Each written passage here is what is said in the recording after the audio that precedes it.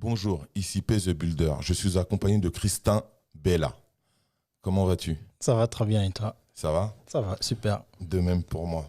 Je t'ai invité pour parler de ton parcours original, D'accord. que je trouve assez atypique en soi. Tu as quand même pas mal de casquettes. Ouais, c'est vrai. Donc voilà, je voulais faire découvrir ta personnalité, qui t'étais et jusqu'à où tu vas aller, où tu vas.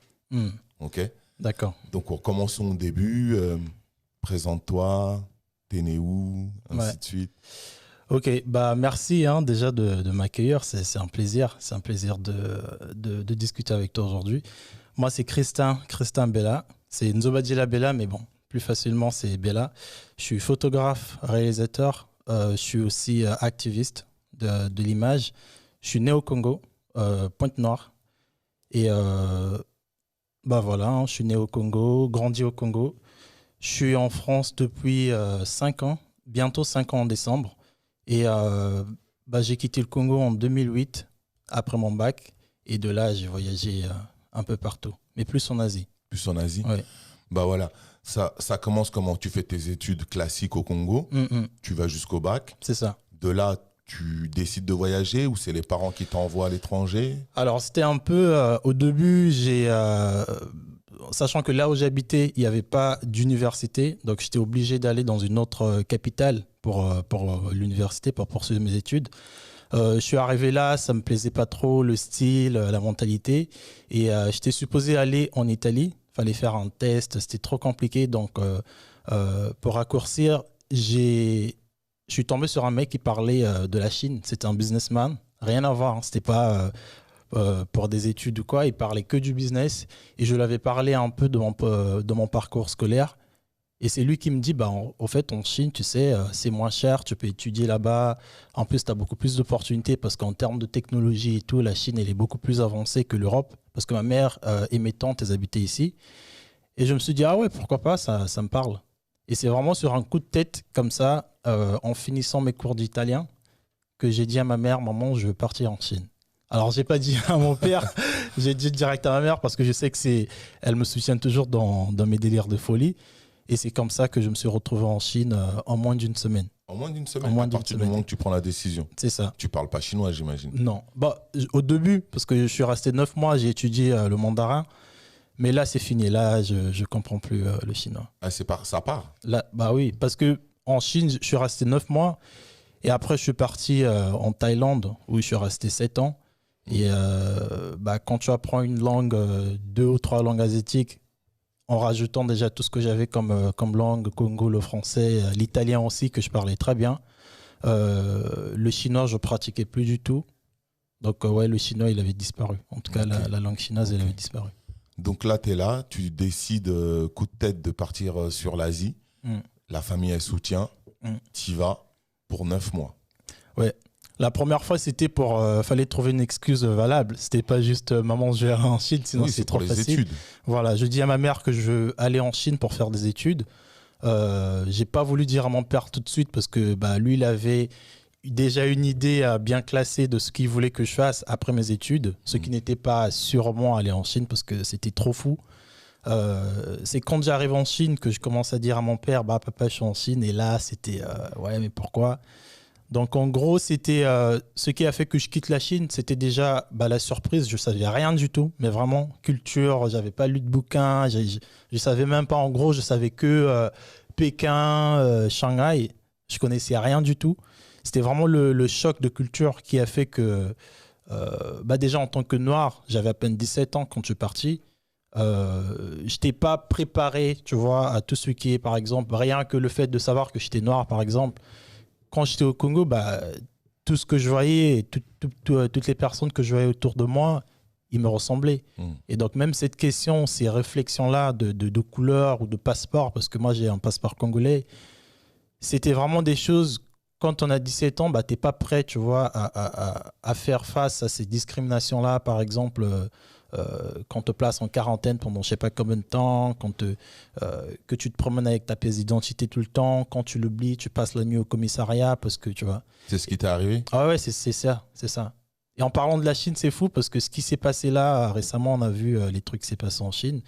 Pour moi, c'est pas nouveau. J'ai parlé même de ça dans mes stories. Je parle de ça. Je disais que c'était mon vécu, ça. Quand la façon dont ils ont traité les afros pendant le confinement, ça, c'est pas du tout nouveau. C'est pas du tout nouveau. Ils ont un nouveau. état d'esprit comme ça. Moi, j'ai vécu là-bas. Je l'ai dit dans des commentaires YouTube. J'ai même fait une vidéo YouTube sur ça.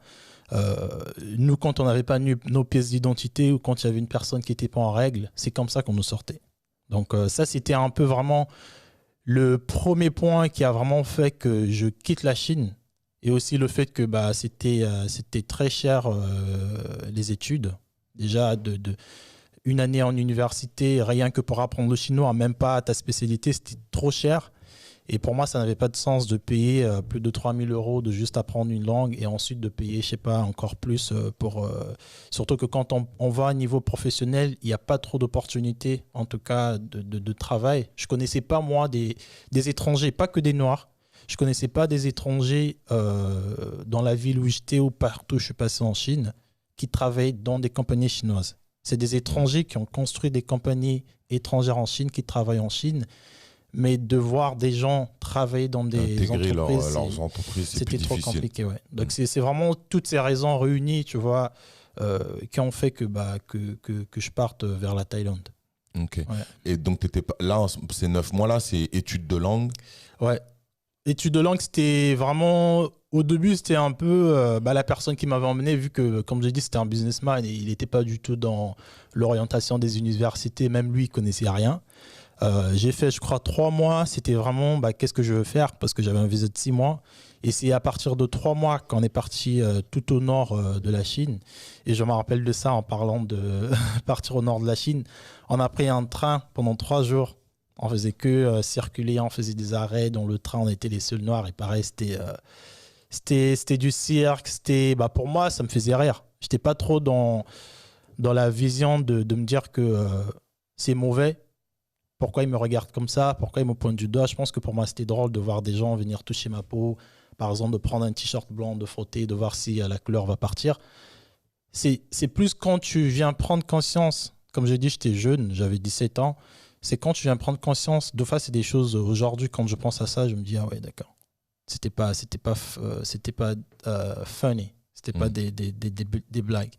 Donc, j'avais trouvé, c'était une dame qui m'avait parlé de la Thaïlande. Pareil, une dame qu'on avait accueillie chez nous, on habitait. C'est elle qui me parle de la Thaïlande, qui me dit que là-bas, tu as beaucoup plus d'opportunités. Déjà, en termes de visa, en termes de travail aussi. Tu peux travailler dans une entreprise thaïlandaise et être mieux payé. Et c'était vraiment pour moi, comme on dit, un échappatoire de partir de la Chine. Ça commençait à être lourd là, à ce moment-là? Ouais. Au bout de 6 mois? Au bout de 6 mois, c'était compliqué parce que tu rentres un peu tu commences un peu à comprendre comment les gens survivent. Et le fait que j'ai dit que les gens ne pouvaient pas travailler, en tout cas les étrangers, là je parlais des Noirs parce que j'étais avec des Noirs africains en Chine, le fait qu'on ne peut pas travailler dans des entreprises chinoises, le seul moyen de survie, c'était soit de faire du commerce, donc d'acheter des marchandises, d'envoyer au bled, ou de créer, d'ouvrir des shops sur place, mais ce qui coûtait tellement cher, et c'était tellement de paperasse administratif, tous les papiers administratifs, c'est en chinois. Donc, tu es toujours obligé, tu vois, de dépenser 3 fois ou 4 fois plus cher pour vivre dans ce pays. Ce qui fait aussi, ça développe une certaine mentalité de vraiment malveillance. Mais vraiment, ce qui est, par exemple, on va te voler tes affaires, on peut te voler ton passeport, on peut te le revendre pour juste permettre aux gens d'avoir quelque chose de survivre, tu vois. Et là, on parle du pays, des gens ils fonctionnent comme ça. Oui, là, on parle de la mentalité. Là, je parle de la mentalité des Africains que j'ai rencontrés en Chine. Donc, comme j'ai dit, je pense que c'est le fait de ne pas avoir cette liberté de trouver du travail. Donc, on se livre un peu à faire... ça bascule un peu. Ouais, ça bascule un peu. C'est des escroqueries, c'est des business malsains. Et moi, vu que c'était pas pour ça que j'étais venu, et aussi par rapport à mon âge, on était les plus jeunes, donc du coup, tu te faisais rouler plus facilement. C'était des événements qui, je pense qu'à ce temps-là, j'avais pas le recul de comment ça m'influençait intérieurement, même en tant que personne. Parce que Je parle même pas de tout ce qui est mon rapport avec, par exemple, la police en Chine ou les autorités, de comment on nous traitait. C'était très dur. Les vidéos qu'on a vues, mais ça, c'est quelque chose. Hein. Ça, c'était notre vécu. Hein. C'est vraiment sans se placer en tant que victime, mais c'est une réalité. C'est une réalité. Et là, je pars de 2008. C'est en 2008 que j'étais en Chine, 2008 jusqu'à fin 2009. Et ça s'est fait comme ça, quoi. Alors que dans les pays d'origine, les pays où ils sont en Afrique, ils sont bien traités. Ah oui, bah oui. On l'a vu de toute façon avec, je crois c'était en Zambie. Ouais, je crois que c'était en Zambie ou en Tanzanie. Il y avait un ministre qui était allé séparer une histoire qui se passait avec en gros, en fait, le ministre, il avait donné tort aux commerçants chinois, mais vu que le commerçant chinois, il connaissait le haut gradé. Et donc, il avait, je crois que c'était le député ou le maire de la ville qui était venu condamner le Chinois parce qu'il ne se protégeait pas pendant le confinement. Et je crois qu'il faisait mal travailler des gens dans sa compagnie. Et en gros, le Chinois qu'on avait accusé de maltraitance parce qu'il faisait mal travailler ses ouvriers, il a appelé le ministre du pays, je crois que c'était la Zambie, la Tanzanie, de menacer que oui, on va enlever tous nos investissements. Et le ministre a obligé aux représentants, je crois que c'était le maire, de s'excuser, de faire des excuses publiques à la télé. Hein. C'est pas va l'appeler des excuses publiques. Donc c'est pour montrer que j'ai rien contre la Chine, mais je suis vraiment contre la politique chinoise dans les pays africains, surtout dans les pays africains. Et quand tu vois de la manière que les Africains, ce que l'Afrique apporte en Chine, que ce soit en termes de business et même en termes d'échange, parce que voilà, les Chinois, ils ne sont pas dans des pays pour rien. Pour rien. Il faut le dire aussi. Donc, mais voilà, c'est vraiment cette mentalité-là, vraiment fermée d'esprit, qui a fait que je pouvais plus vivre, quoi. Même pour la tranquillité de ma mère, c'était pas possible. C'était pas possible à chaque fois de l'appeler, de dire à maman, mon visa est expiré, il faut que je parte aujourd'hui, ce soir, au sud, sinon je risque d'aller en prison. Parce que quand tu n'as pas de visa, c'est ça le risque. En tant que noir, surtout. Yeah. Putain, c'est dur. Hein. Ah, c'était... Et le pire, c'est quand tu n'es pas préparé. Le pire, c'est quand tu as 16 ou 17 ans, tu n'as même pas, tu vois, tu n'as pas d'idée de discrimination, c'est quoi, du racisme, c'est quoi. C'est des termes que je connaissais, que j'ai étudiés comme ça à l'école. Ouais, mais ils étaient loin. Ils étaient loin. Je me disais, ça, c'était vraiment... c'est caduque, quoi. Ça n'existe pas. Et de voir que... quand tu arrives à l'aéroport, quand on te met en quarantaine toute la nuit, tu te dis, ouais, parce que oui, l'Ebola, tu viens du Congo, machin, nani. Et quand tu arrives à l'hôtel, c'est des réflexions, oui, mais avant de faire le check-out, attends, on va vérifier si vous n'avez pas volé des serviettes, plein de trucs comme ça. Au final, tu crois que c'est normal, mais non. C'est quand tu parles aux gens, c'est vraiment quand je suis arrivé en Thaïlande que j'en parlais. Et même les Thaïlandais, ils étaient choqués. Ah ouais? Ouais, c'est ça. Yeah. Donc, du coup, de là, justement, tu fuis vers la Thaïlande. Oui, ouais. Je fuis en Thaïlande. Tout seul? J'ai toujours été seul. Ok. Toujours été seul. C'est vrai que voilà, on rencontre 2 ou 3 amis, mais c'était toujours une expérience très solitaire. En Thaïlande, déjà, je retrouve déjà le soleil. Il n'y avait pas l'hiver. Du coup, c'était différent. Mais aussi l'ouverture d'esprit, parce qu'il faut savoir que la Thaïlande, c'est un pays qui est très touristique. Donc, vraiment touristique, ouvert à tout le monde. En tout cas, à l'époque, en 2009. Donc, déjà, à niveau business, c'est là que je découvre aussi la photo, parce que mon père, il est photographe, réalisateur, mais il fait plus des documentaires sur des forêts africaines, sur des espèces en voie de disparition. Donc j'ai grandi un peu dans ça, j'ai grandi un peu dans la photo, dans la vidéo. C'est vraiment en Thaïlande que j'arrive, que je me tranquillise dans ma tête en tant que personne. C'est vraiment là que je découvre mon amour pour la photo, un amour que j'avais déjà quand je grandissais. Mais c'est là vraiment que je me rends compte que, en fait, à chaque fois qu'on sortait dans des soirées, c'est toujours moi qui cadrais mieux la photo. J'avais cette facilité parce que j'avais un bac en génie électronique. Donc, dès l'âge de 10 ans, j'avais un PC que j'ouvrais toutes les pièces. Je testais les barrettes mémoire. Est-ce que si j'enlevais la carte graphique, est-ce que l'écran, il sera comment? Donc, j'avais déjà cette notion-là de technologie. Et quand je me suis mis dans la photo, c'était vraiment naturel, quoi. J'ai même pas fait des études de photo de tout ce que je fais. J'ai jamais été à l'école en photo, vidéo. La passion, elle démarre en Thaïlande. Mais on comprend qu'il y a un papa aussi qui est déjà dans la photo. Donc, il y a aussi une transmission visuelle. Tu as observé un père qui faisait de la photo. Ouais. Tu t'es pas rendu compte, mais avec les années, c'est arrivé à toi. C'est ça. Ça m'a un peu rattrapé. J'ai eu la chance d'un père qui m'a pas forcé à faire la photo. Je pense aussi pour des raisons futures, parce que dans la photo, dans les années 90, au Congo, c'était pas vraiment vu comme un travail. Les photographes, c'était vraiment les mecs qui faisaient des photos pour des événements. Les journaux. Les journaux, tu vois. Les journaux pas, plutôt. Ouais, des journaux. C'était pas des mecs qui donnaient envie de devenir photographe. En tout cas, au Congo. Hein, ça, c'est propre au Congo. Je pense que dans d'autres pays, c'est peut-être différent. Donc, il a vraiment voulu m'orienter dans quelque chose de prometteur, mais aussi dans quelque chose que j'aimais. Et moi, vu que j'étais vraiment dans tout ce qui était électronique, j'ai fait mon bac génie électronique. Mais c'est vrai que mon amour de la photo, de la vidéo, de raconter des histoires, c'est vraiment en Thaïlande que ça arrivait. Parce que je pense que c'était le seul pays où je me suis vraiment posé tranquillement dans ma tête et j'ai commencé, moi, à penser. Pas à stresser, oui, dans 2 mois, il faut que j'aille à l'immigration. Là, on est au deuxième pays. Là, on est au deuxième pays d'origine. Tu passes, on va dire, le test étranger. Ouais. Tu arrives en Thaïlande. Ouais. Et là, tout va mieux. C'est un peu plus touristique. Donc, tu commences à t'ouvrir. Le cerveau, le sang se remet à circuler. Exact. Et tu y vas. Et tu découvres la photo. Tu fais quoi comme métier là? À ce moment, tu es encore étudiant? Tu pars pour des études? Tu pars pour travailler? Alors, en ce moment, je suis un peu entre les deux. À l'époque, c'est fou en plus parce que j'avais fait connaissance avec un ami qui était dans tout ce qui est mode, t-shirt, vêtements. Et je découvre aussi cet amour pour le design.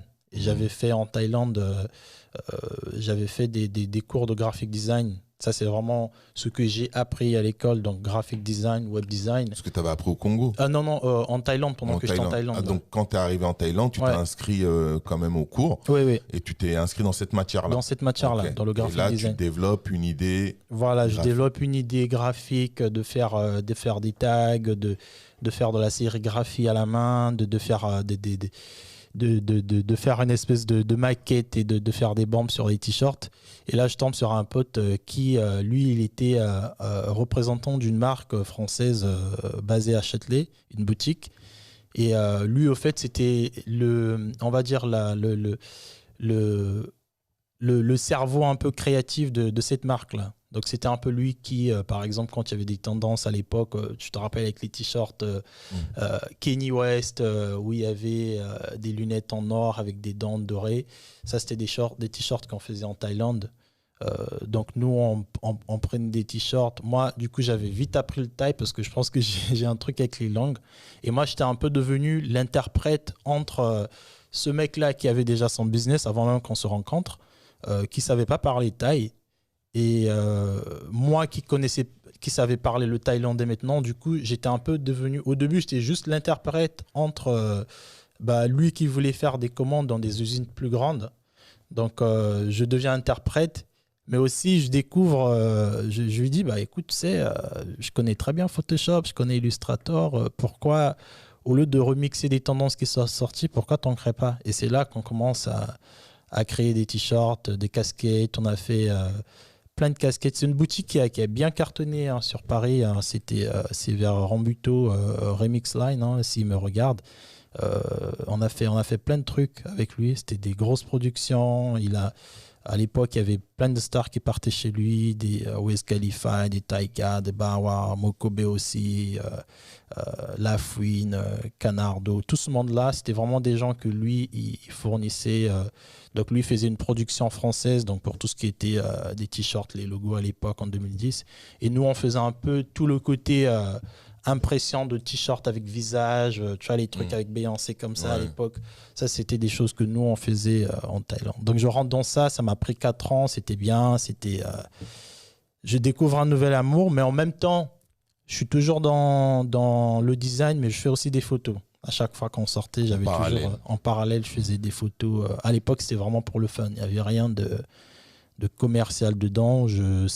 Grâce à cette activité-là et à d'autres activités aussi, parce que du coup, je découvre aussi cet amour du vêtement. Je pense aussi le fait d'être congolais. Je découvre cet amour du vêtement. Donc, je commence à faire aussi des trucs à moi et ma mère, parce que ma mère aussi, elle est dans le commerce. Donc, on découvre... On a un papa photographe, voilà, une mère qui est commerçante. Ouais. Donc, on découvre... on développe cette activité avec ma mère. Et c'était un peu ces 4 bonnes années que j'ai passées en Thaïlande. Ok. Donc, ben ouais, la Thaïlande, c'était c'était vraiment... Ça a bougé, là. Ouais. Ok. Mais tu restes plus longtemps que ça en Thaïlande. Je suis resté 7 ans. 7 ans. Donc ça, c'est les 4 premières années. Les 4 premières années, c'était ça, ouais. Qu'est-ce qui se passe par la suite? T'arrêtes Ce qui se passe par la suite, c'est vraiment du coup, les choses changent. C'est un nouveau système qui arrive, gouvernemental en Thaïlande. Et là, je me dis, tiens, les photos que je faisais, je trouve que les gens appréciaient beaucoup ce que je faisais. J'avais beaucoup de... à l'époque, c'était Facebook. J'avais beaucoup de gens qui aimaient les photos, qui commençaient à me solliciter. Et je me suis dit, pourquoi pas, on va essayer. En plus, on avait un appartement, il y avait 5 chambres, on n'était que à 3. Je me suis dit, tiens, je vais prendre une chambre, je vais faire un studio. Et ça a très bien marché, parce que non seulement je faisais des photos pour la communauté africaine que j'ai rencontrée là-bas, mais aussi je servais d'agent de recrutement de casting talent africain. À quel moment c'est arrivé? Entre le côté graphique, ouais. Tu fais des créations de t-shirts, tu crées une autre série avec Pour la maman, pour l'en vendre en Afrique. Ouais. Ok. T'es photographe. À quel moment tu fais ça? Ça, c'est après les 4 ans. Pendant les 4 ans, c'était vraiment... tu te fais un réseau de monde, tu rencontres beaucoup de gens, et dans ces gens-là, il y a des nouvelles propositions. Voilà, c'est ça. Pendant les 4 ans, donc, en parallèle, pareil, je vivais ma vie, je rencontrais toujours des gens, j'avais toujours mon appareil photo, mais c'était jamais un service rémunéré. C'était toujours ah ouais, mais appelez-le, il va venir, il fait toujours des belles photos. Et c'est vraiment quand on a eu cette crise en Thaïlande, là, 4 ans plus tard, il y a eu pas mal des choses qui se sont passées en Thaïlande. Donc du coup, les visas, ça a un peu changé. Il fallait maintenant avoir des sociétés pour avoir des visas en long terme. C'est là vraiment que je décide de me lancer sur mon compte officiellement, à prendre un studio, à faire les trucs bien. Et c'était facile pour moi parce que je connaissais déjà énormément de gens qui étaient intéressés par mes services. Mais là, c'était que ma cible, c'était que ma communauté, parce qu'il y avait quand même une très grosse communauté africaine. Là, ça a changé, mais il y avait une très grosse communauté africaine en Thaïlande. Et c'était vraiment des services, des photos, des shootings, des mariages, des anniversaires.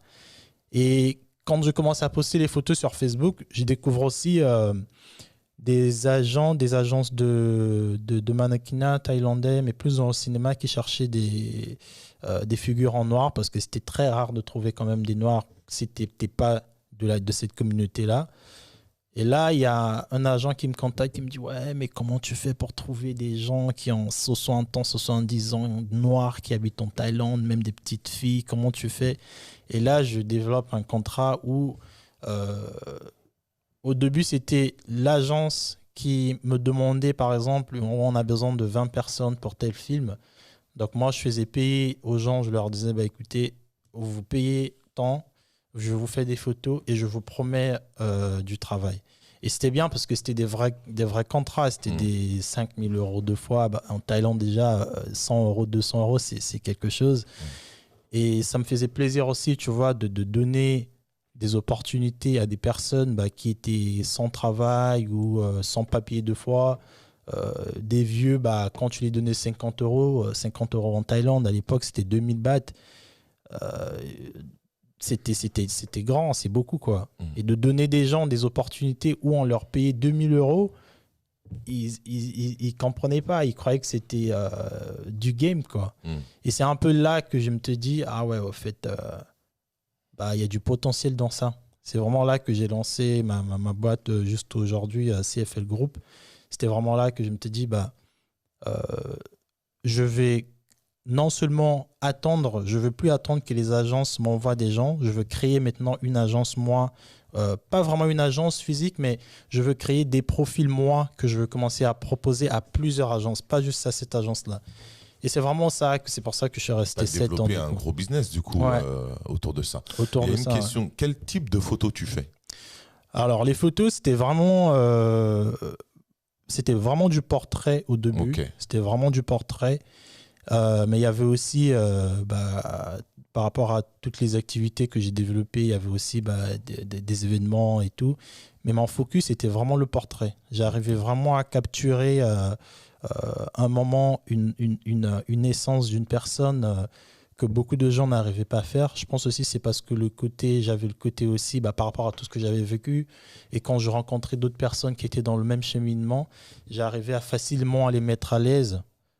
Du coup, quand tu arrives à faire oublier une personne que tu as un appareil photo, c'est là que tu captures vraiment des moments. Et ça, c'est ça qui m'a fait un peu sortir du lot de tout le monde, parce que il y avait aussi d'autres personnes qui le faisaient.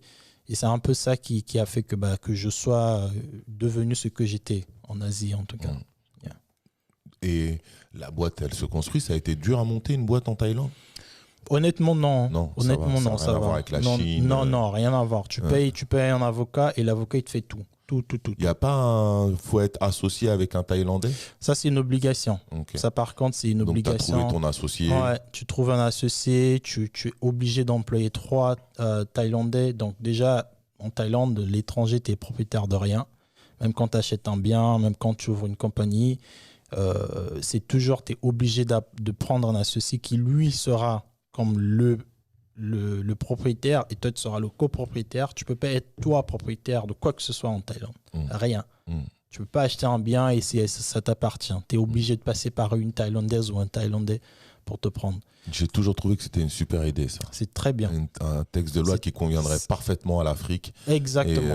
Et malheureusement, ils sont incapables de... C'est impressionnant de voir ça, parce que du coup, tous les touristes qui sont allés vivre en Thaïlande, tout ce qu'on a vu s'ouvrir en Thaïlande, tu te dis qu'à chaque ouverture d'un business, il y a un copropriétaire thaïlandais et il y a une obligation sur papier d'embaucher 3 Thaïlandais.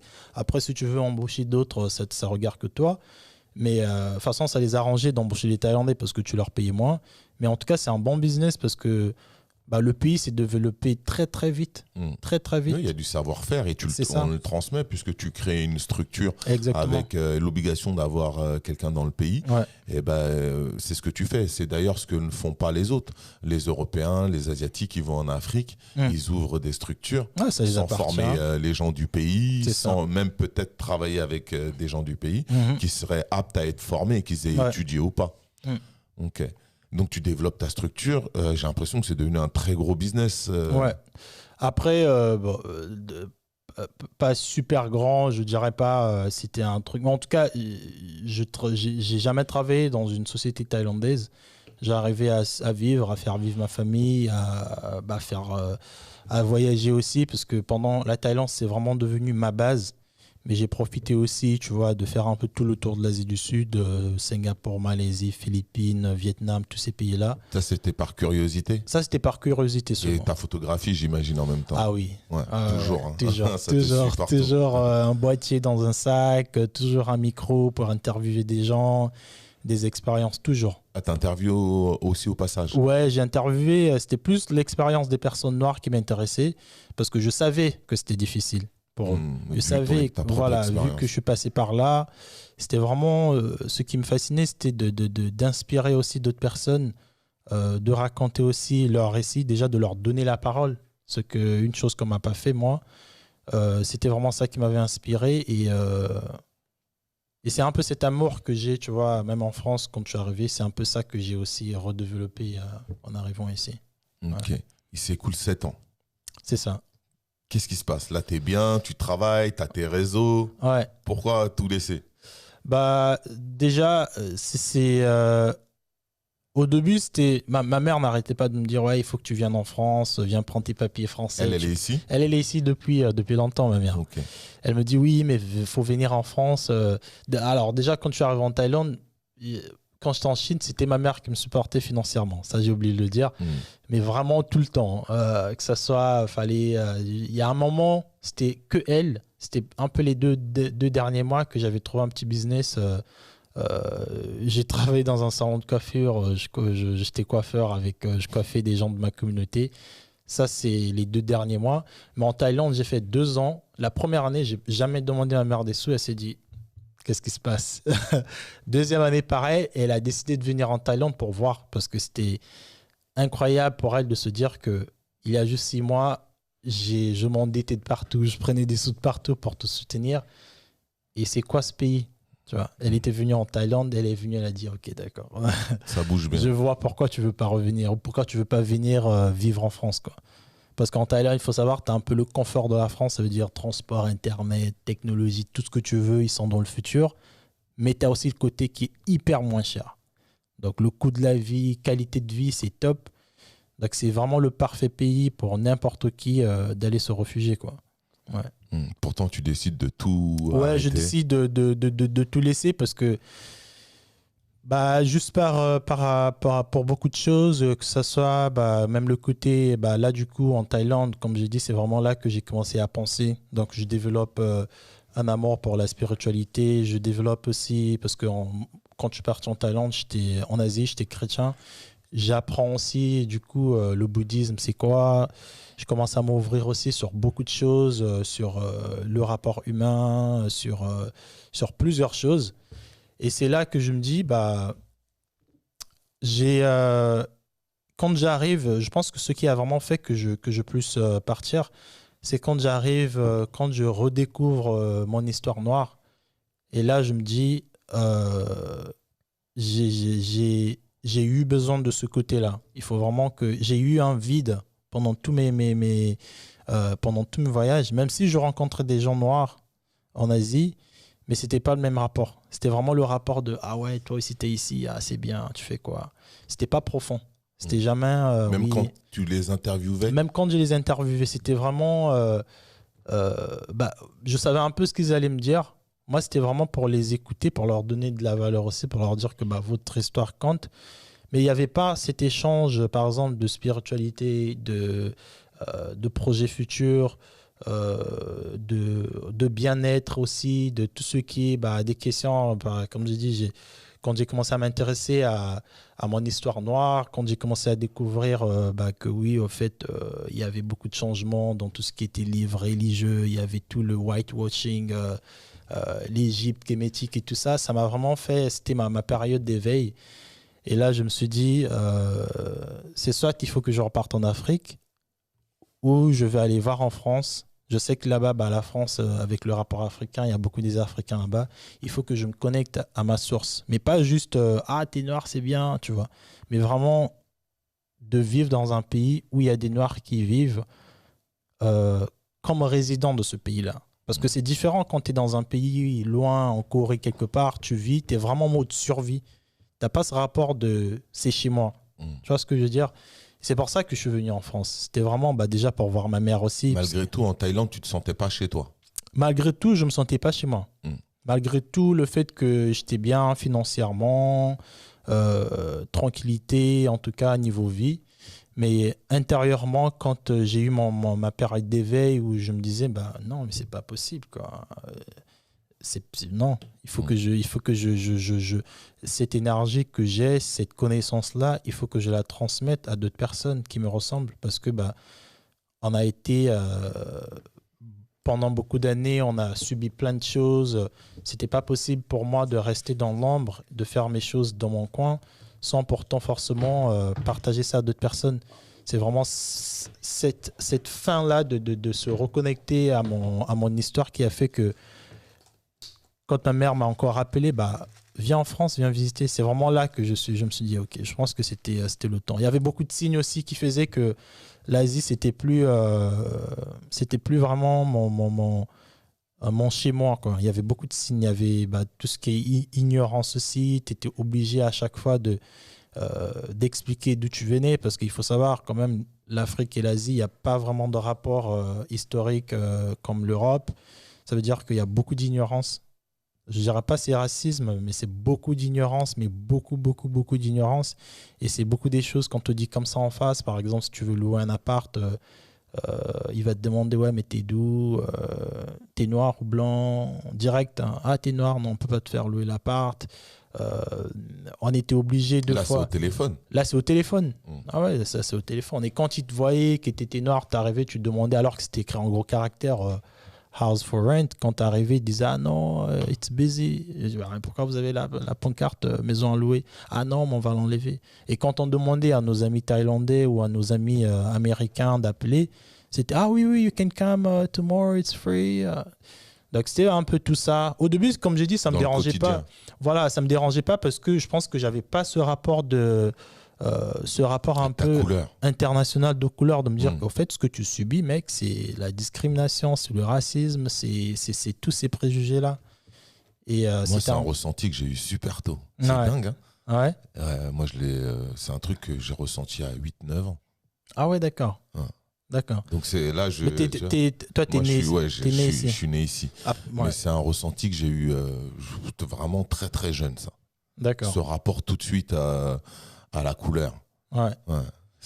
Après, peut-être c'est propre à la France, ça. Hein. Oui, c'est c'est autre chose, c'est une autre époque aussi. Ouais. On est dans les années 80. Je pense qu'il y a on le ressent. J'ai pas de mots pour l'expliquer, mais c'est un ressenti qu'on a assez rapidement. Ouais. Comme il dit Booba dans un de ses morceaux, Choco BN, bon, moi, on me l'a pas dit parce que je tapais assez vite. Mais c'est quelque chose qui est dans l'air, quoi. Ouais. Bah moi, bizarrement, j'ai vraiment ressenti ça très jeune. Et le fait aussi que c'est des sujets en France, au Congo, on n'en parle pas forcément ou pas du tout. Hein. Parce que ça ne les concerne pas. Ça ne les concerne pas, quoi. Le racisme, les violences policières, te donner une opportunité dans la société. La société congolaise, elle est, je sais pas, 99% noirs. Donc, il y a des petits étrangers. Mais en tout cas, je n'avais pas cette question-là. Et cette question m'est arrivée très tard et très brusque. Et je n'étais pas prêt. Et quand je me suis rendu compte que je ne voulais plus au fait rester dans l'explication, dans toutes ces choses violentes-là, je me suis dit, ah tiens, non, mais je vais aller en France. Là-bas, au moins, je vais voir des gens qui me ressemblent, qui vivent, qui sentent qu'ils sont de là-bas et qui ont un sens d'appartenance. Il y a ta maman qui influence aussi. Ouais. Parce que tu aurais pu aller en Angleterre, comme aux États-Unis. Exact. Mais voilà, il y a l'influence de la France. Et tu parles français. Oui. C'est aussi un avantage. C'est ça. Comment ça se passe? Tu quittes tout? Tu as le temps de fermer ta boîte? Tu la laisses ouverte? Non, je quitte tout. Hein. J'ai fait à la sauvage. Ouais. Je suis parti comme ça du jour au lendemain. J'avais même commencé à travailler avant de quitter. J'étais très bien payé, hein, franchement. Mieux payé qu'en France, alors que j'ai habité là-bas. Mais j'ai quitté tout. Tu les préviens même pas. Tout. J'ai dit à mon ex à l'époque, c'est bon, je reviens pas. Il y avait plein de problèmes aussi, tu vois, au niveau sentimental, tout ça. Je me disais, non, c'est bon, je peux plus, quoi. C'est soit c'est mon bien-être, ou c'est juste, oui, parce que je suis dans une compagnie, j'ai pas le droit de partir parce que c'est pas bien, parce que je gagne bien. Je me t'ai dit, non, c'est vraiment... c'était une voix qui était plus forte que moi qui m'appelait ici pour venir retrouver ma famille, mais aussi de juste venir, de quitter tout cet environnement-là. Mais ta structure qui s'occupe de faire travailler les gens, pareil, tu l'as...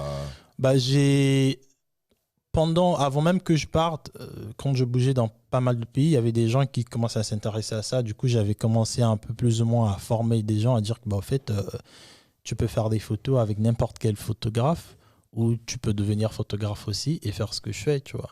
Donc, il y avait des gens aussi qui commençaient à comprendre déjà comment envoyer une demande de casting, comment écrire, comment faire une... Ça s'est démocratisé. Voilà, ça s'est démocratisé. J'ai rendu ça un peu accessible à tout le monde et voilà, quoi. Ok, baby, t'arrives à Paname. T'arrives chez nous. T'arrives sur la France. Ouais. La famille, on est content. On voit la maman, j'imagine qu'on est bien. Ouais. Là, on se remet à réfléchir. Alors, mon arrivée en France, c'était... comme je dit, j'étais très excité de venir. Donc, quand je suis arrivé... Très excité pour l'imaginaire. Pour l'imaginaire. De ce que je pensais de la France. Ça m'intéresse. Parce que je me t'ai dit, la France, c'est quand même un pays qui est en contact... en tout cas, c'est un pays qui a une grande histoire avec l'Afrique, avec plusieurs pays africains. Donc, il y a certains... préjugés que c'est sûr que je ne vais pas voir ça en France. Il y a certaines questions, au fait, il y a pire encore. Et quand j'arrive, direct, alors mon mood, c'était vraiment, comme je disais, I just want to see black people. Tu vois, je me disais juste, Je voulais juste voir des Noirs qui faisaient des choses positives, des Noirs qui avaient ce sens d'appartenance dans un pays, hors que l'Afrique et hors que l'Asie, de voir vraiment des Noirs s'émanciper. Quand je suis arrivé, j'ai vite réalisé mon projet La France cachée. Tout de suite ? C'est vraiment 6 mois plus tard déjà. J'étais déjà dans des événements. Je partais déjà dans... je suis tombé sur une amie que je connaissais en Thaïlande, une Gabonaise qui m'a mis déjà dans des castings, à faire des shootings déjà avec des filles, avec des gars ici. Et c'est vraiment en regardant la télé, en regardant plusieurs choses, je me suis dit, mais la France que moi je vois à la télé, la France que moi je vois en sortant quand je vais à Gare de l'Est ou à Château-Rouge ou dans tous les quartiers, je la vois pas à la télé, quoi. Qu'est-ce qui se passe? Et encore, j'avais personne vraiment à qui en parler. Ma mère, voilà, on connaît un peu les histoires avec nos mamans. Ils n'étaient pas vraiment dans cette démarche. Et c'est vraiment là que je décide de me dire que je parlais même à d'autres Noirs qui n'étaient pas au courant qu'il y avait des gens en France, par exemple Fred Ebami, c'est un artiste qui est super talentueux, qui pour moi il a quand même fait énormément de choses. Il est entre Londres et Paris, il fait il fait un très bon travail. Il y a plusieurs d'autres personnes que je peux citer. En fait, je me rendais compte qu'il y avait énormément de gens qui excellaient dans leur domaine, mais qui n'étaient pas mis en avant.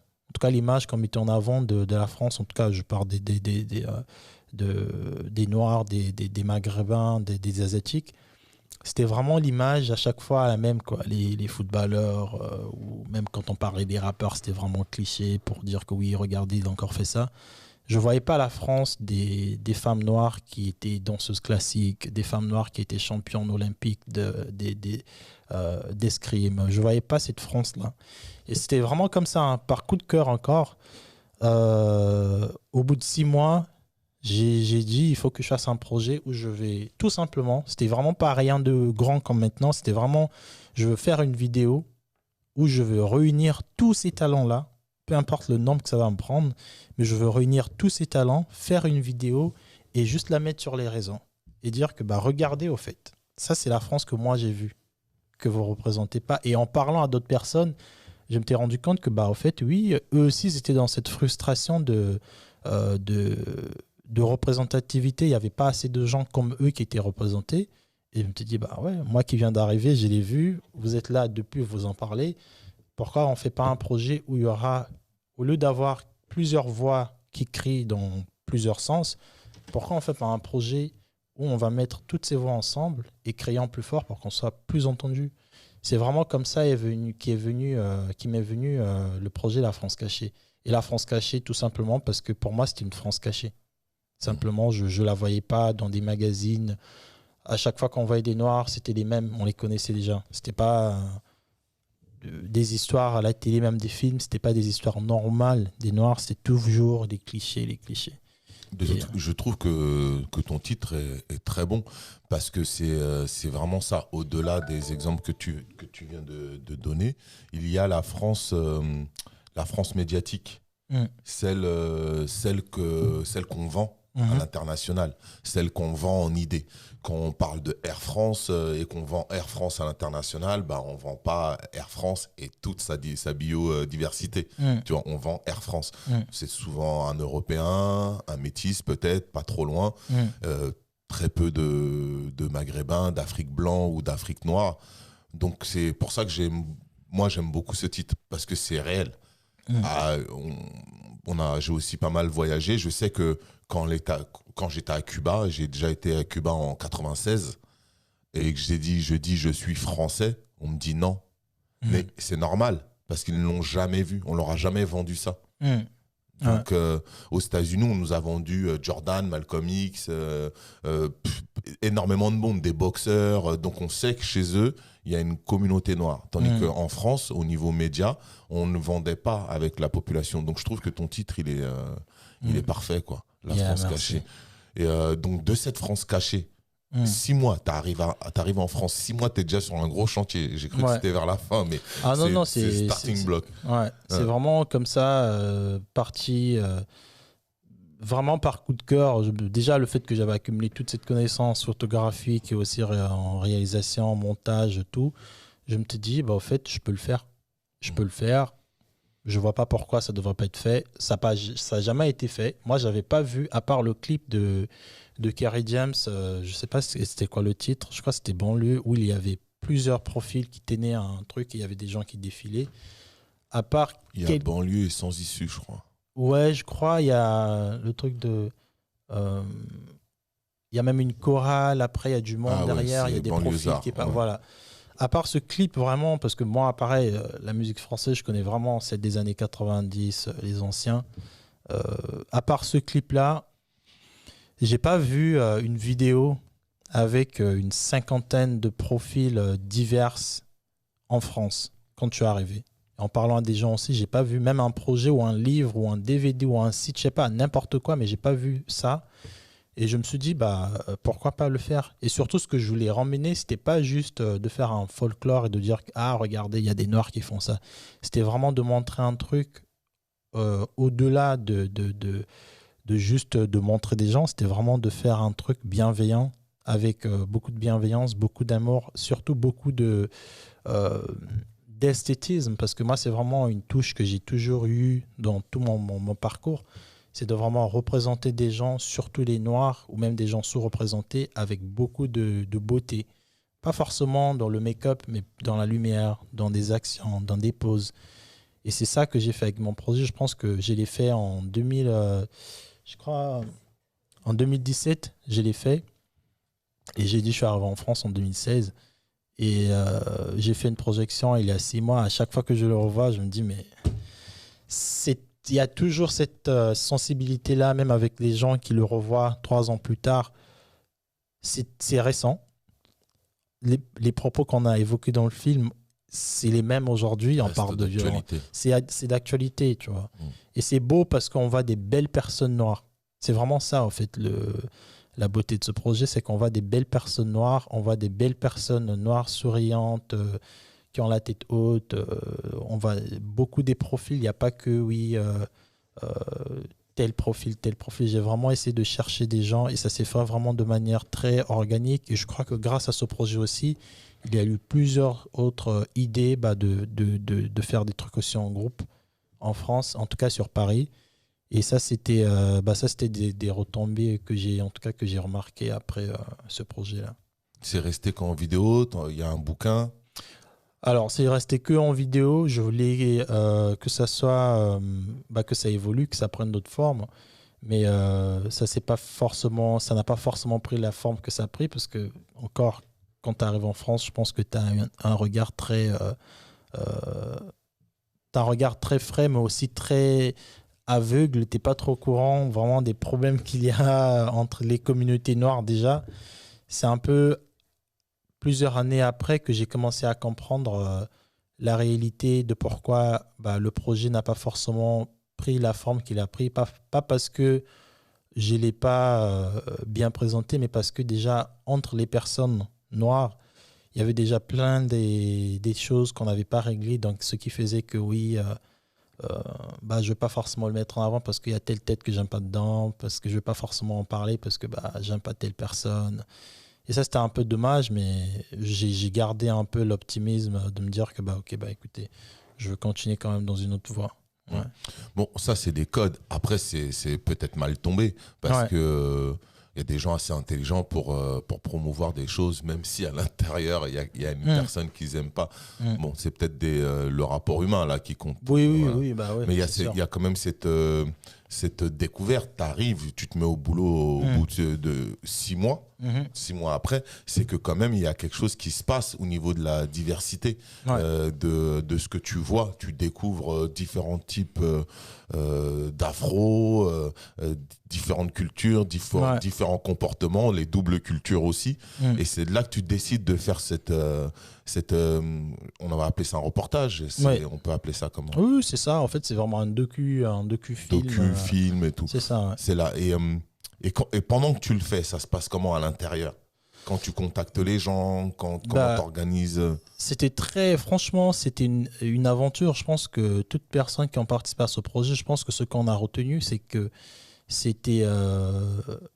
il y a vraiment ce manque de projets qui regroupent plusieurs visages, plusieurs réalisations dans la communauté afro en France, en tout cas afro-descendante en France. J'ai vraiment vu cet amour, mais vraiment, hein, c'était... comme j'ai dit au début, je voulais juste faire une vidéo, 3 minutes, allez regarder, il y a des belles personnes, des beaux profils qui existent en France. Mais quand j'ai vu les relations, des échanges qu'il y avait pendant le tournage, pendant toute la construction du film. Entre les différents intervenants, entre les acteurs que tu as mis en place. Voilà, entre les différents acteurs que j'ai mis en place. C'était vraiment une première fois qu'ils se retrouvent sur un projet. Ils se retrouvent 2 fois dans des festivals, dans des marchés afro, dans des événements. Mais de se retrouver devant la caméra, dans un studio, c'était une première fois.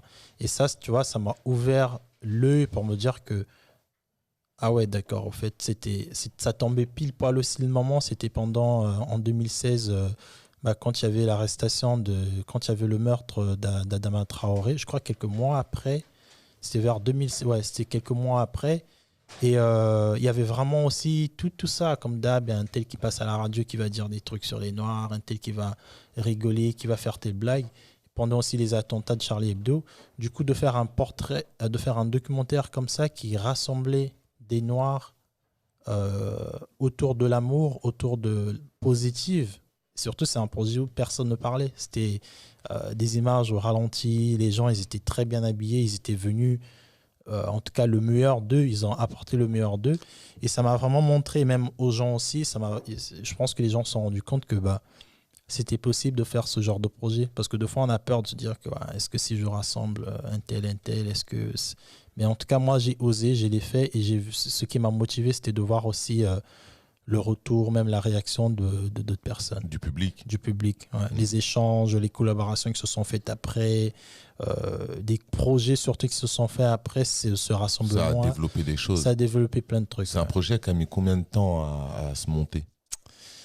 Alors, j'ai monté mon équipe quand même, j'ai pris du temps à monter mon équipe parce que tous les projets que je fais, c'est vraiment des projets par coup de tête.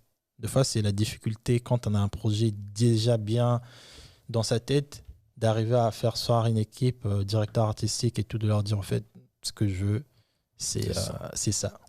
Ouais, mais pourquoi ? Je sais pas, j'ai juste voulu le faire. Et j'ai vraiment eu des gens qui étaient assez fous pour comprendre ce que je voulais faire. Vraiment une directeur artistique qui a vraiment compris l'importance de la lumière, parce que c'était vraiment la chose numéro 1 que je voulais, qu'on représente bien les gens de manière vestimentaire, mais aussi en termes d'éclairage. Et quand on l'a fait, le casting il s'est fait très vite, parce que dans les événements que je partais pendant mes 6 mois, j'étais dehors tout le temps. C'est passé vraiment du bouche à oreille. Même les gens, ils s'attendaient pas à autant grand projet. C'est même la salle, le studio, il était très grand, tout le monde était à l'aise. On a fait ça sur 2 jours.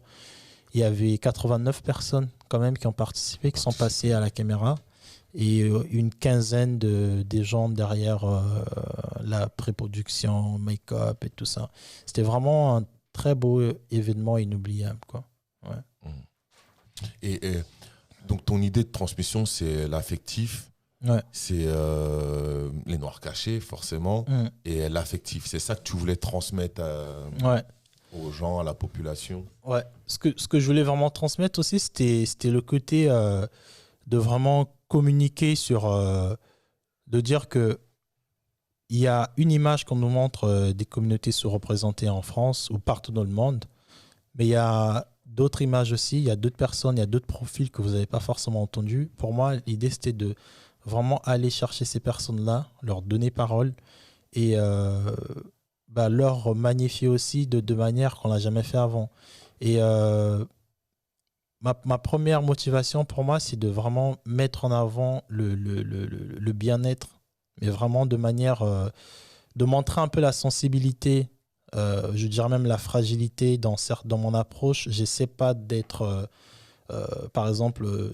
je ne dirais pas que j'évite certains sujets, mais en tout cas, j'essaie d'apporter de nouveaux sujets. Par exemple, je parle beaucoup de tout ce qui est santé mentale, de tout ce qui est... en français, je ne sais pas comment ça se dit, mais c'est toxic masculinity, de tout ce que la masculinité toxique, je crois. Voilà. Tu vois, j'essaie d'apporter des sujets, j'essaie d'aller chercher des profils qui sont intéressés par des sujets comme ça. Oui, des gens qui ont des... en tout cas, dans la société, en tout cas dans notre société, avec comment nos parents nous ont élevés, aujourd'hui, on a plusieurs réflexes qui sont attachés à cette éducation-là qu'on a eue en tant qu'homme, en tout cas aujourd'hui dans la société. Et je trouve qu'il n'y a pas assez de conversation autour de ces termes-là, autour de ces sujets-là, que ce soit la sexualité, comment parler de sexualité avec son enfant, un garçon, avec sa fille. C'est vraiment des sujets comme ça qu'on n'a pas l'habitude d'entendre ou de même de voir un noir parler de, je sais pas moi, d'écologie ou de bien-être. Je voulais vraiment mettre des profils comme ça en avant, de dire que ça existe aussi. C'est pas que des trucs de blanc, comme on a l'habitude de dire. On peut parler aussi de santé mentale parce que c'est super important. On vit dans des sociétés où on nous renvoie à chaque fois à des cases de oui, vous pouvez faire que ça, le noir, il est bon qu'à ça. Il faut se dire que ça répercute beaucoup de notre mental aussi. C'est pas juste... des préjugés à combattre avec des actions, avec des marches, mais c'est aussi des préjugés à combattre intérieurement. Donc aller voir un psy, voilà, de parler de ça mentalement, de voir un thérapeute et tout. Et c'est des sujets que je pense qu'on devrait plus en parler dans notre communauté. C'est la culture de la réussite, la culture du bien-être. Exactement. Quels sont tes prochains challenges en tant que photographe? Et j'imagine que tu as dû créer d'autres choses entre-temps, là. Ouais. Mais déjà, comme la photo, c'est quelque chose qui te suit, pour l'instant, en tout cas, sur le parcours de vie que tu mènes, quels sont tes prochains challenges? Alors, mes prochains challenges, c'est de vraiment, j'en ai plusieurs, mais là, actuellement, c'est de vraiment normaliser, de pousser, au fait, la conversation des sujets tabous.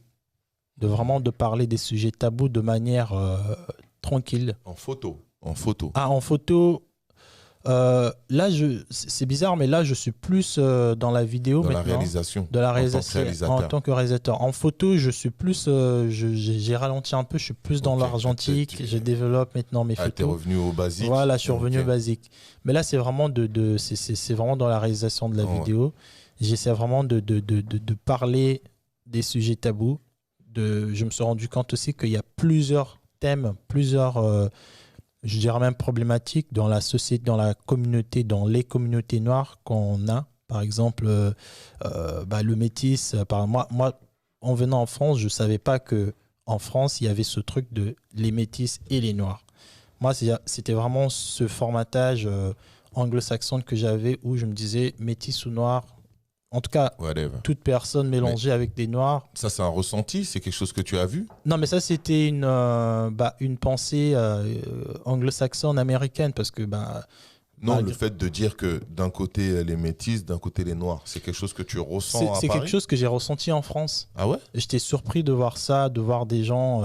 au début, par exemple, j'ai fait un projet qui s'appelait African Queen, de voir des gens, par exemple, antillais, dire que je suis intéressé, c'est très beau ton travail photographique, mais je peux pas partager je peux pas participer à ton projet parce que je suis pas africaine. Alors que pour moi, t'es afrodescendante, t'es noire, t'es forcément peut-être pas, t'es pas partie en Afrique, mais t'es forcément quelque part africaine, tu vois. Et de voir des gens noirs comme moi qui me disaient que non, je suis pas africain, ça m'avait interpellé. C'était des questions que j'avais pas du tout. Je savais pas la Martinique, les Martinique, Guadeloupe. Je pensais que c'était des colonies françaises, un peu comme le Congo, Bénin, tous les pays africains que la France a colonisés. Je savais pas que c'était des départements français en Outre-mer.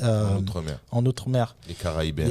Je savais que les Caraïbes existaient, Guadeloupe, Guyane, mais j'avais pas ce rapport avec eux encore, nous, comment on les perçoit. Voilà, et même comment eux, ils percevaient les Africains. Et c'est vraiment en France que j'apprends tous ces sujets, sur les métis, par exemple, en France, les métis, c'est des métis, quoi. C'est des blancs et des noirs. Par contre, aux États-Unis, toute personne mélangée à un noir, il est considéré dans la société comme un noir. Que ce soit dans le travail, devant la police d'abord, On a vu des gens brutalisés par la police qui étaient des métis. On a vu... Donc, c'est vraiment ces sujets mais que ils ont un problème de ségrégation. Ils ont un vrai problème. Après c'est différent aussi. De descendants d'esclaves que nous, on n'a pas. Nous, on est des enfants d'immigrés. C'est ça. On n'a pas la même problématique qu'eux. C'est hyper intéressant parce que moi, c'est quelque chose, pour cette fois-ci, que j'ai jamais ressenti de différence.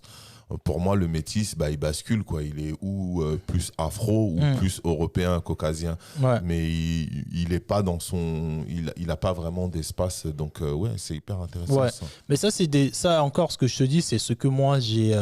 perçu. Ce que j'ai perçu, tu vois. Mais là, tu vois, ce que je fais, comme je t'ai dit au début, ce que je fais, c'est de vraiment donner parole à ces personnes-là. C'est aussi une manière pour moi de régler un peu les incompréhensions que j'ai eues parce que comme toujours, il y a des gens qui veulent mettre les métis, par exemple, dans une case, de dire que alors vous êtes là.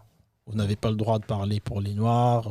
Vous n'avez pas le droit de... Donc, alors qu'ils peuvent. Après, c'est qui l'a fait, on ne le saura jamais, mais on appelle ça diviser pour mieux régner. Ouais, c'est la société. Voilà, d'où la différence entre les Caraïbes et l'Afrique, ces petites tensions qui existent. Il y en a aussi d'autres qui sont hyper solidaires dans beaucoup d'activités. L'un des projets, c'est d'avoir monté la marque African Armure. Et c'est une marque qui, oui, on a entendu des gens dire... les Caribéens ne vont pas porter parce qu'ils ne se sentent pas africains. Bien au contraire, c'est une marque qui s'est très bien vendue dans les Caraïbes. Donc on a les deux. Oui, on a les deux, bien sûr. Qui sont complètement, je te dirais, ils se sont fait avoir, ils sont complètement dans la lobotomisation qu'on a fait d'eux et qui pour eux sont même certains plus français que le français.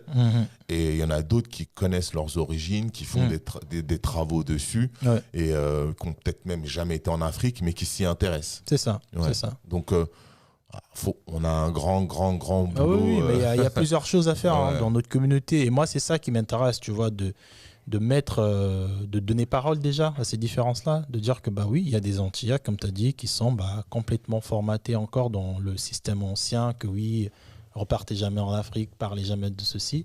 Et il y en a d'autres qui sont fiers de savoir que oui, nous, on est de là, tu vois.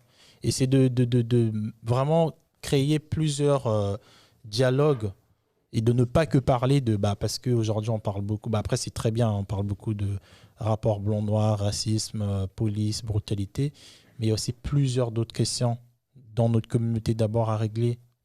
Je ne dirais pas d'apport, mais c'est vraiment, tout est important. Tout autant parler du racisme, mais tout autant aussi de parler d'abus sexuels dans la communauté noire ou de parler aussi de violences conjugales dans les communautés noires, des rapports, pourquoi on dit que telle communauté sont plus comme ça. En fait, c'est de vraiment parler de tout ça dans notre communauté d'abord.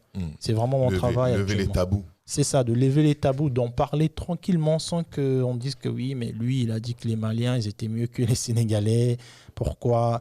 De vraiment parler de ça, de comprendre pourquoi les gens pensent que pourquoi un Malien va se sentir supérieur à un Sénégalais ou pourquoi vice-versa. Pourquoi un Congolais de Brazza dit que il est mieux que le Congolais de Kinshasa. D'où ça vient ce problème? D'où ça vient? De vraiment aller chercher. Il y a des faux problèmes et des vrais problèmes. Parce qu'il y a des choses ancestrales au niveau ethnicité. Exact. On a la chance de savoir d'où on vient. Exact. On a la chance d'avoir des noms comparé aux Caraïbiens où c'est beaucoup plus compliqué pour eux, surtout à La Réunion. C'est très très compliqué les noms de famille. Nous, on n'a pas de nom d'anciens maîtres. Non. Voilà, on a des noms avec des histoires, Keita. Exactement. Il y a des noms assez importants. Donc c'est encore un travail qui va te ramener pas mal d'informations là. C'est riche. Découverte. Tu as beaucoup de réactions sur les réseaux sociaux, les gens réagissent, te suivent. Ouais, franchement, après le fait que j'ai un peu éparpillé, j'ai pas voulu mélanger par exemple la France cachée, j'ai une page Facebook, Instagram que sur la France cachée. Ma boîte de prod que j'ai commencé en Thaïlande, j'ai un compte que sur ça. Et aussi mon compte photo argentique un peu personnel, j'ai aussi mon propre compte. Mais je pense que oui, sur la France cachée, je pense qu'il y a beaucoup plus d'engouement parce que je parle de ces sujets. C'est qui ce mec? Pourquoi il parle de ça? En plus, il y a aussi le côté esthétisme. Je pense que les gens admirent beaucoup de voir des Noirs qui sont en fait bien représentés en termes de lumière, de casser un peu ces préjugés de oui, les Noirs, à chaque fois, ils font des choses, c'est des petits trucs, c'est pas professionnel. Moi, j'arrive, je dis non, on va tourner avec une RED, la dernière caméra dans le marché, pour montrer aussi qu'on peut faire des trucs qualitatifs. Donc ouais, c'est une belle découverte et j'ai hâte de voir qu'est-ce qui va venir après. Il y a beaucoup de mouvements alors sur les réseaux. Il y a beaucoup de mouvements avec toi. Ouais, il y a beaucoup de mouvements sur la France cachée. Il y a beaucoup de gens qui me parlent, beaucoup en privé, en téléphone, qui me laissent des messages. Je sens vraiment que c'est le bon moment. C'est le bon moment. Surtout avec tout ce qui s'est fait dernièrement, tout ce qui continue à se faire tous les jours. Il y a vraiment cet engouement-là de vas-y, quoi. Et moi, ça me motive beaucoup de voir tous ces retours, que ce soit de la France, que ce soit des États-Unis, de voir des gens Au niveau, il y a un peu des gens de partout. Il y a un peu de gens de partout, ouais, du coup, ouais. Surtout dernièrement, quand il y a eu les événements aux États-Unis, il y a eu une activiste assez connue qui a écrit un article. En gros, elle montrait un peu les gens dans tous les pays dans le monde qui contribuaient à la narration des personnes noires. Et elle m'avait cité dans son article comme photographe, réalisateur, en tout cas en France. Et j'ai eu une nuit comme ça, plus de 1000 et quelques personnes qui étaient venues follow la page, m'envoyer plein de messages, que des anglophones du coup. Donc oui, je pense qu'il y a un véritable potentiel dans ce projet. Et après, voilà, il faut vraiment que j'essaie de trouver ce que je fais là, c'est bien, mais c'est quoi en long terme, qu'est-ce qui sera l'ultime, quoi. Voilà, c'est ça. Hyper intéressant. Et t'es influencé par d'autres entrepreneurs? Il y a des gens qui t'inspirent? Alors, j'ai beaucoup de gens en France, je dirais. Plutôt anglophone. Plutôt anglophone. Hein. C'est pas parce que je trouve pas d'inspiration en France, c'est juste parce que, comme j'ai dit, je suis arrivé direct, je me suis mis dans le tas, j'ai pas eu le temps de regarder qui fait quoi. Mais vraiment, dans la photo, j'admire beaucoup des photographes, Joshua Kissy par exemple. Au fait, c'est vraiment du mix de plusieurs personnes, que ce soit des musiciens, des activistes, des entrepreneurs, même des réalisatrices de films aussi. Tu vois, c'est vraiment, par exemple, je citais Issa Rae, c'est une femme que j'admire beaucoup, tous les projets qu'elle fait, la manière qu'elle montre des personnes noires, que ce soit dans des débats ou dans des films. C'est vraiment toutes ces personnalités-là qui regroupent, que je regroupe, que j'ai pas forcément un nom, par exemple. C'est plus telle personne, j'aime bien son style de lumière, un tel, j'aime bien sa narration, un tel, j'aime bien comment il raconte des histoires. Et je me suis un peu formé. Je pense aussi que c'est ça un peu la difficulté de quand on devient quelqu'un comment on dit ça, autodidacte. Je pense que c'est ça la difficulté ou la chance d'être autodidacte, c'est de ne pas vraiment. Moi, j'ai pas eu de personne en tout cas qui m'a expliqué certains trucs. J'ai vraiment eu cette chance de prendre de partout, de construire. Et j'ai pas vraiment une personne qui m'a influencé. C'était vraiment moi de m'écouter enfant, de me dire que, en fait, laisse-toi parler, toi. C'est vraiment ça, quoi. Donc, pour l'instant, on est à la Réal. Et au niveau de la Réal, tu as commis... quelle est ta plus grosse erreur dans ton parcours d'autodidacte, dans ton parcours d'entrepreneur? Ouais. Tu as quelque chose que tu aurais aimé refaire? Ma plus grosse erreur dans mon parcours d'autodidacte, je pense que c'est peut-être la communication, je crois. Ouais, je pense que... Mais pas que la communication de par comment parler aux gens, j'ai pas de mal à ça, mais je pense de comment exprimer ce que je veux faire. Ouais. Je pense que j'ai toujours eu du mal avec ça parce que je suis beaucoup une personne qui internalise beaucoup. Et ce que je fais souvent, c'est par des ressentis, c'est pas par des logiques. Et du coup, j'ai toujours du mal. Deux fois, je me rappelle à France Cachée au début, les gens comprenaient pas trop, mais qu'est-ce qu'il fait en fait? Pourquoi il veut 80 personnes sur un projet? En fait, parce que je voulais juste vraiment dire, putain, on est beau, quoi. C'est tout ce que je voulais dire. Donc, c'est vraiment, je crois, la communication. J'aurais vraiment aimé savoir comment expliquer un projet à des gens avant qu'ils arrivent dedans.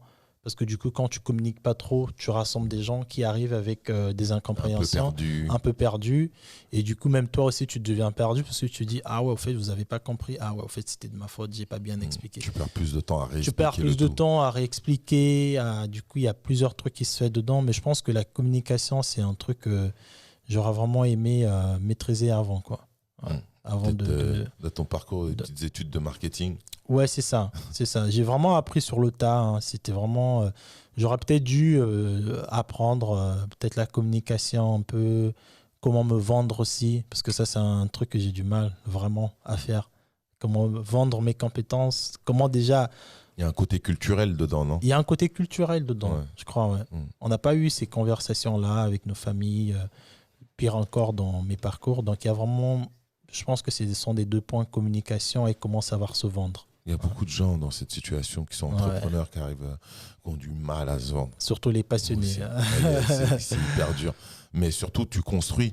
Tu es dans le travail, tu es dans ton projet, quoi. Donc, tu veux pas le vendre, en fait. Tu es dans la construction du projet.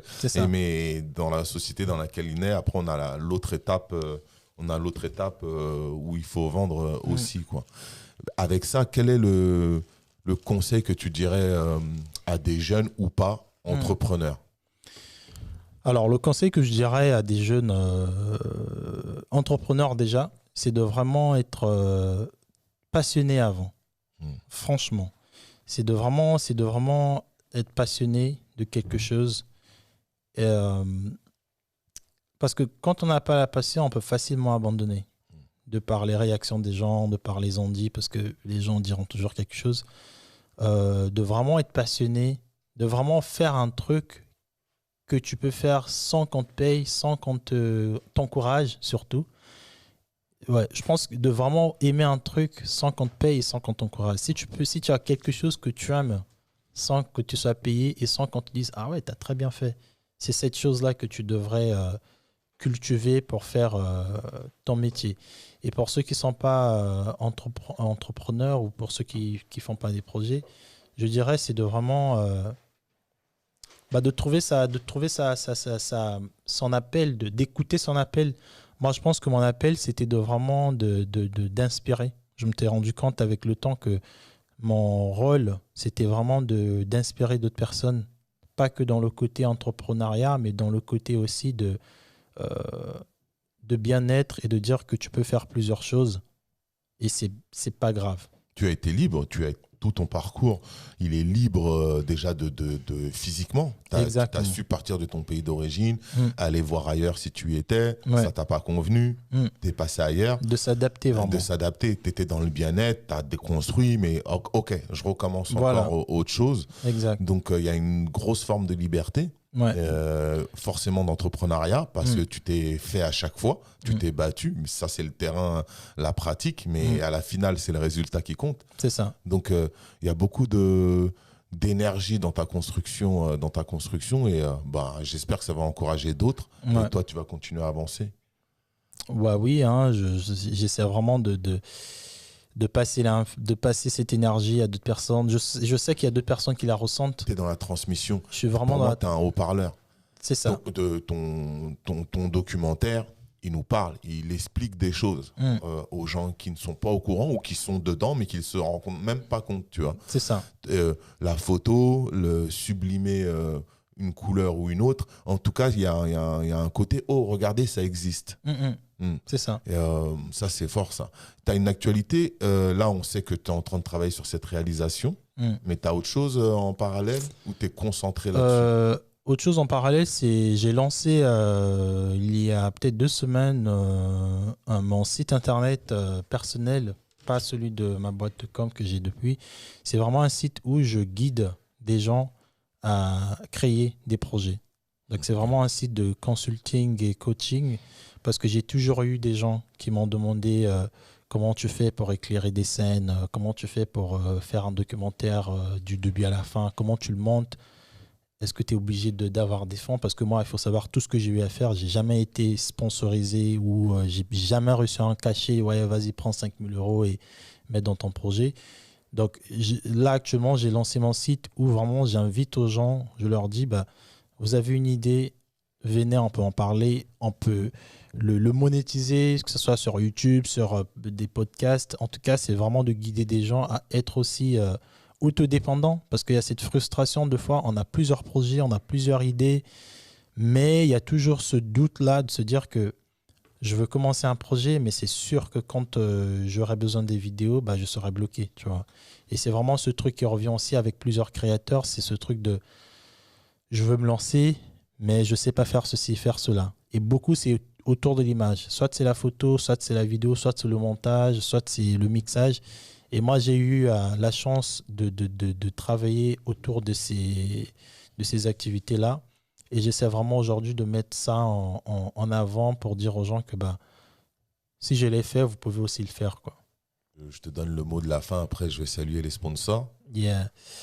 Bah, le mot de la fin, déjà, c'est de ne pas avoir peur de faire écouter sa voix, de se donner l'autorisation soi-même de parler, de faire ce qu'on veut faire, de ne pas avoir peur de faire l'erreur, de se dire que si je fais ça, ça ne va pas marcher, je vais perdre du temps. Il n'y a pas le temps. Pour moi, le temps, l'erreur est constructive. L'erreur est dans une société française où l'erreur est pas bonne du tout. L'échec, c'est... Il y a la mentalité anglophone et francophone. C'est ça. Hein? Donc, de vraiment, pour moi, c'est ça. C'est de vraiment se donner, je pense, vraiment se donner le droit de dire que je peux réussir, je peux faire, peu importe ma couleur, peu importe mon orientation sexuelle, mon appartenance religieuse, de vraiment se donner cette autorisation-là. Je pense que ça part de là. Si tu acceptes, si tu te dis que moi, je peux faire telle chose, peu importe ton étiquette, tu pourras le faire. Tu pourras le faire. C'est vraiment ça mon mot de la fin. Ok. Yeah. Ben, merci à toi d'être venu. Merci à toi. D'avoir participé à Pay the Builder. Tu n'as pas cité le nom de ta structure. Ma structure, c'est CFL Group Media. La dernière, celle que tu viens de citer, où tu appelles les gens à les aider à suivre leur projet. Oui, c'est mon nom, christinbella.com. Ok. Ouais, christinbella.com. Et l'autre, c'est CFL Group Media. Média, c'est sur ces deux plateformes qu'on peut te retrouver. C'est sur ces deux plateformes-là. Tu as un Instagram, un réseau? Oui, sur Christin Bella, sur mon site, on retrouve tout. Ouais. On retrouve tout. On retrouve tout, ouais. Ben voilà, si vous voulez le chercher, si vous avez besoin de lui, vous savez où il est. Merci beaucoup. Ciao, ciao. Pay the Builder. Yes.